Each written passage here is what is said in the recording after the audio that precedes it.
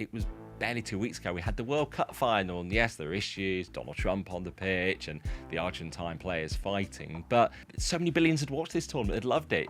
FIFA could have been basking in the afterglow, and yet they were launching this private equity plan behind the scenes. You get this sense that Infantino believes, well, why should I be forced out by some of the European federations when I've got the world still backing me? FIFA President Gianni Infantino is insisting he isn't going anywhere, and this is why.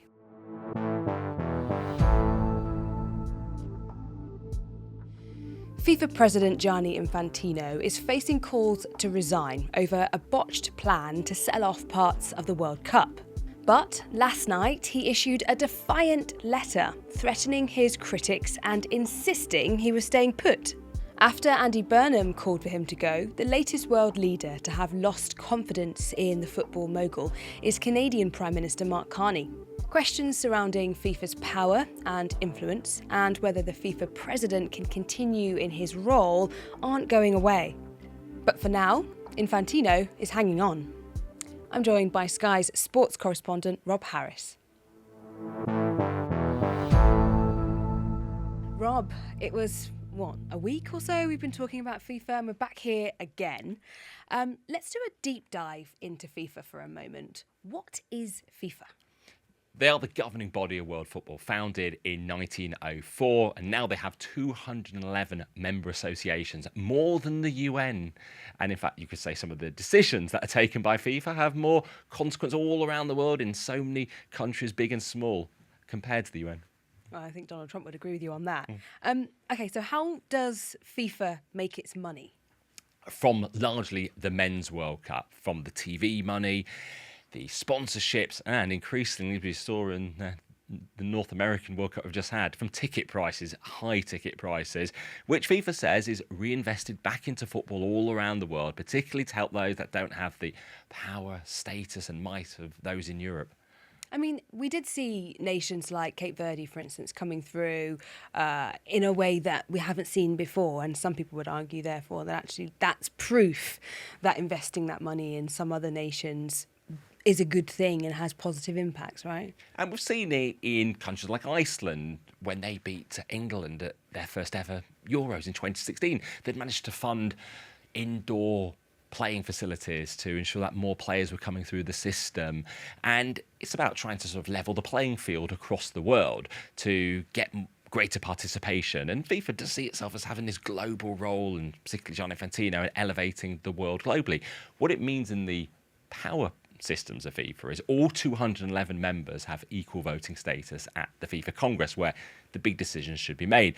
By comparison, in the world of cricket with the International Cricket Council, they do weight it. So some of the more illustrious cricket nations, their vote carries more weight. But what it means is ultimately it's the FIFA Congress that votes for the president of the governing body. So as long as you've got more than half the membership backing you, then you can secure power. And very often that's by offering help for those smaller nations. FIFA is a non-for-profit, but I mean, these people aren't volunteering. They're paid a huge amount of money. I mean, how much does Infantino earn? Last year, he earned the equivalent of about £4.6 million. And part of that was made up with his bonus rising 33% to around £2 million, having delivered the first expanded Club World Cup. But it is actually overshadowed by some of the big US sports commissioner salaries, with Roger Goodell at the NFL earning close to £50 million in terms of the last annual figures that we do have. And that's why some have accused him of trying to launch this scheme to gain a more lucrative role potentially down the line overseeing a new World Cup venture. Now, I have a theory though, Rob. I have a theory that you planted that seed in Infantino's head. It has been something discussed when we discuss the salaries in world sports, that however big it seems, maybe some of those in American sport are bigger. And he is overseeing a revenue of $15 billion. So if you look at some of those executive salaries around the world of business, it maybe can seem low, even though some would say you've got the prestige and honour of having the football job. And the IOC presidency is unpaid, although there are several £100,000 in terms of benefits associated with that financially.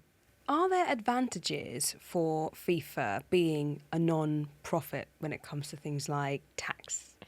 Yes, it does get them favourable tax regimes in parts of the world, like Switzerland, where they are largely based, and in countries where they host the World Cup, as well. They seek to have tax-exempt status, the ability to bring in goods without necessarily having to pay import duties. And that's compulsory, right? If you want to host the World Cup, you need to give FIFA those tax breaks, right? They make those demands, even about things like how much cash you can bring into the country as well. There are some challenges that have often been made. Well, if you are maintaining this non-for-profit status in somewhere like Switzerland with these tax exemptions, then you need to abide by certain upholding standards of governance. It also means FIFA says that it does reinvest all the money back into the football. So when it's accused of greed and just being out to make money and generate as many billions as possible, they say it is to put back into these development projects. And Gianni Infantino will say he's cleaned things up since the days of Sepp Blatter. He was brought down in scandal of 2015, better checks and balances on the finances, because countries around the world don't just get necessarily handouts of cash. They are meant to apply for particular projects through the FIFA Forward programme. So if you can say, I want to use this money for a particular new facility, or to help refereeing in a part of the world, or to develop part of the women's game. Interestingly, I discovered some information this week that showed FIFA had been scripting letters of endorsement for Gianni Infantino's re-election that were being sent out to football associations around the world before the World Cup we've just had. And this was your exclusive, wasn't it, Rob? So they were basically putting words into their mouths. Is that a fair assumption? Absolutely. Very specific to particular countries as well, about how they'd helped women's football in the country, helped their technical advancement, even signing the name of an FA president in a case of one I saw. But you are meant to apply for all this cash, and it's at the heart of this whole FIFA Forward enterprise and this whole controversy, because it's been positioned by Gianni Infantino's FIFA about trying to generate more money for the members to have access to in the years to come. Let's recap that for a second. Just remind us of what FIFA's plans were when it came to that World Cup sell-off and why it was controversial. Well, I've got in my hands FIFA Forward Enterprise member materials, document prepared by FIFA and JP Morgan, and it was cooked up in private with Gianni Infantino not informing his FIFA council members, some of those closer staff apparently to him at FIFA. And it was Infantino believing he could make more money out of the World Cup. There were questions over how the deal was being put together, and also the value of the deal. Why this rush to do the deal? Why the accelerated timetable to get it over the line? But they're promising each member association access to more than $80 million over the next 12 years. If they signed up, and if they didn't sign up, they could get, well, much less under the existing FIFA Forward plans, maybe 20 odd million, which is still a lot. But it was never explained exactly how this money would necessarily be distributed. And that's why it was called a bribe, because you would get more money, basically.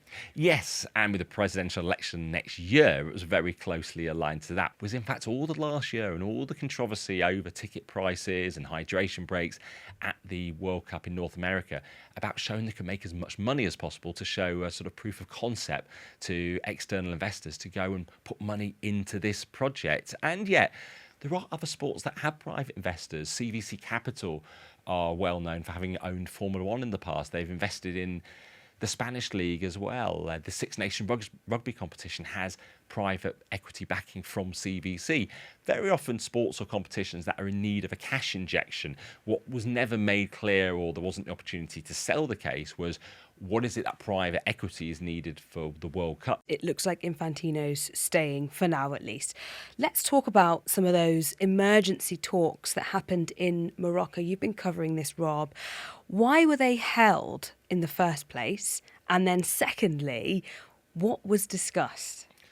Well, there's a need for these talks because Gianni Infantino had gradually been losing the confidence of football bodies around the world, particularly from European football's governing body UEFA, as well as criticism from the Asian and North American confederations too. But then we started to hear from inside FIFA.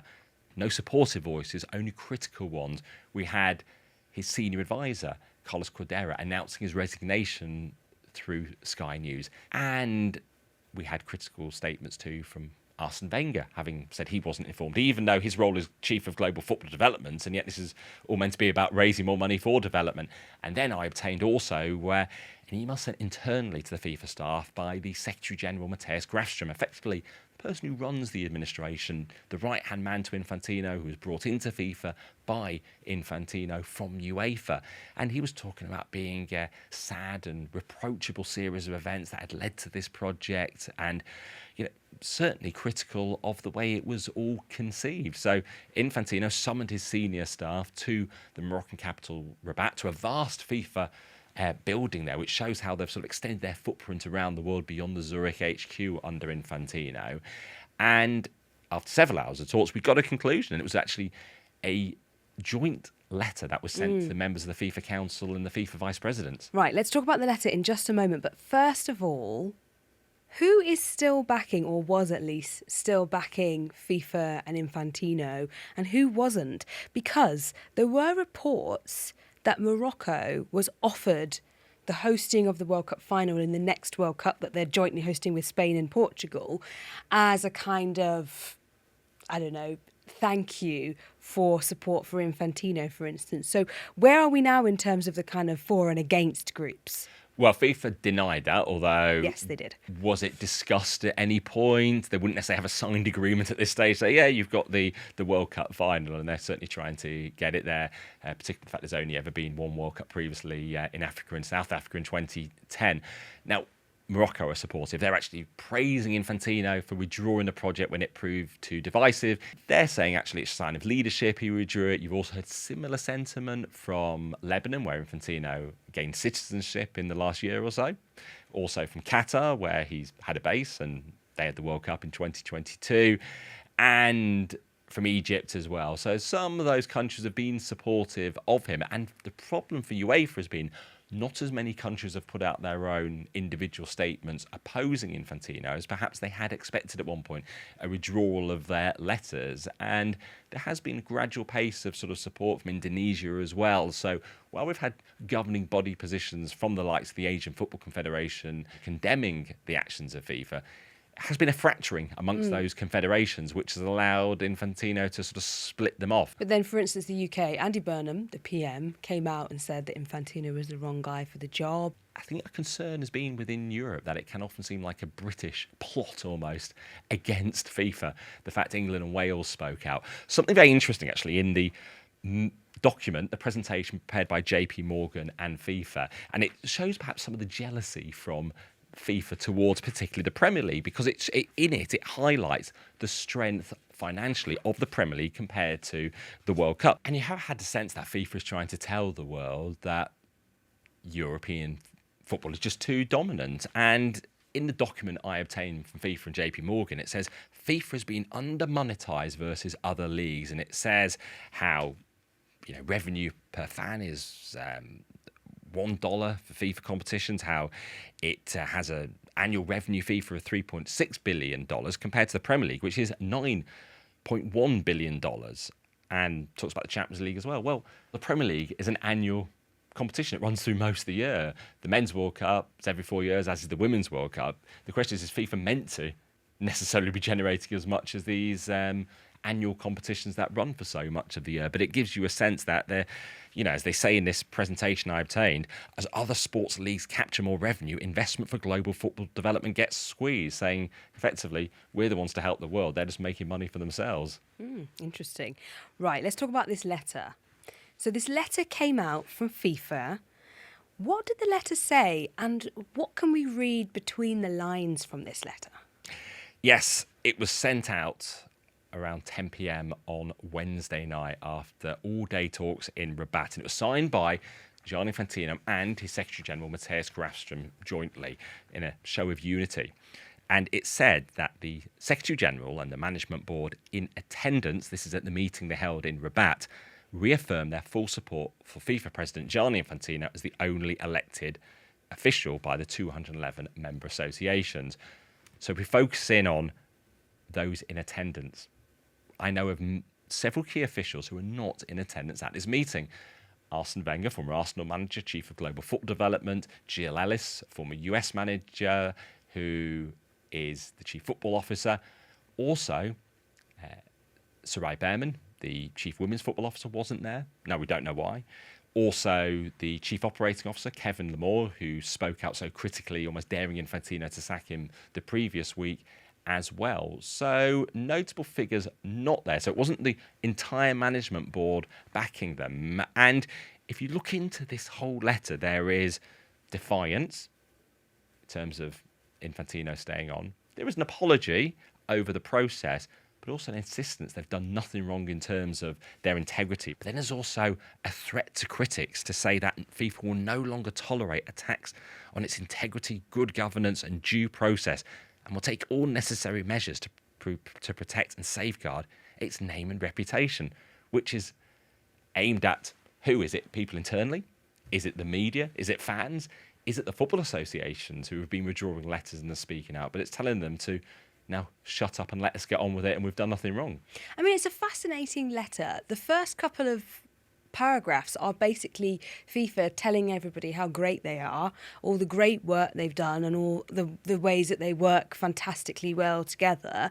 What do you make of the tone of that letter? Because I don't know if it's just me, but to me it comes across as maybe a bit tone deaf considering the amount of upset and outrage about FIFA's plans. It's very confrontational, and it perhaps raises into doubt their strategic thinking that the moment a week last Tuesday that the plans leaked and UEFA spoke out so critically, they didn't sense there was a need to sort of attempt to pull back, even just delay things to show you there was a stalling process in place. And yeah, you get this sense that Infantino believes, well, why should I be forced out by some of the European federations when I've got the world still backing me? Let's talk about the future of FIFA and Infantino. First of all, Infantino, as you say, he's up for re-election. We don't know yet whether UEFA is going to potentially put up a kind of rival candidate. If that happens, that could potentially put a spanner in the works for him. But also the English FA, they withdraw their support. So can Infantino actually survive this, or is this going to be a kind of death by a thousand cuts, metaphorically? As we know, particularly from Westminster scandals, where you've spent so long, that often it's, if the story keeps going, if there's new allegations of wrongdoing that do emerge in any way, if people are trying to chip away at stuff, and we often get told by FIFA, people trying to put stuff out there for a particular reason to undermine him, that would be something. But it shows how he's adopted this sort of Teflon status, fending off all criticism. I mean, there are still so many questions about actions over the past few years in terms of creating the FIFA Peace Prize, who knew about it within the organisation before handing it to Donald Trump to make up for him not getting the Nobel Prize. What about the red card suspension for Fowler and Balogun being lifted after the intervention by Donald Trump to help the USA star? Cristiano Ronaldo being able to play at the World Cup rather than serving a suspension he should have faced with no explanation from FIFA, and various other schemes over the years. I mean, if this was Westminster, it's always the same line, which is as soon as you become the story, that's the end. But it doesn't actually feel like the rules apply in the same way to Infantino. So I suppose the question is, maybe he can hang on in there. A final question to you, Rob.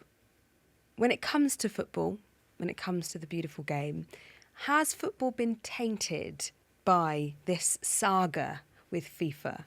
Or do you think it can recover and actually still be, dare I say it, a loved and respected game like it always has been?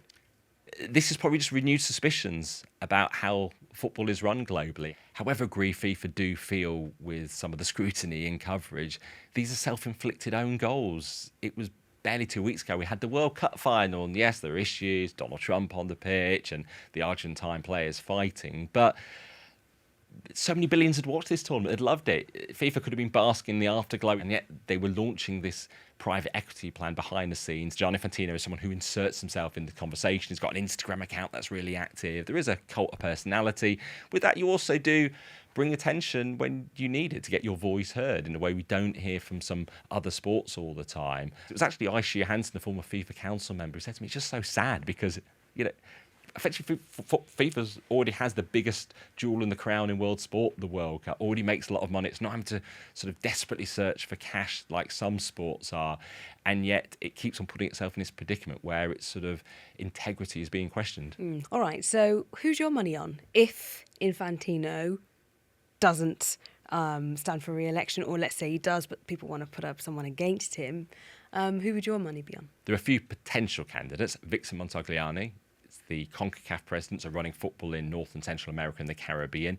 He kept a distance from all the politics around Donald Trump during the World Cup build-up and the World Cup. He was never in the Oval Office with Gianni Infantino. So he is someone potentially who could be in the running. Then from Europe, does the UEFA president Alexander Shefrin want to go for it? Qatari official Nasser Al-Khelaifi, very powerful in the world of sport because he doesn't only run Paris Saint-Germain, but also beIN, the big global broadcasting network, which includes sports channels, also runs Qatar Sports Investments as well. And he leads the European football clubs, the umbrella organisation for the elite clubs in Europe, which is also working in tandem with FIFA and the Club World Cup. And if you'd like to get in touch with your suggestions for future episodes, you can email us at why@sky.uk.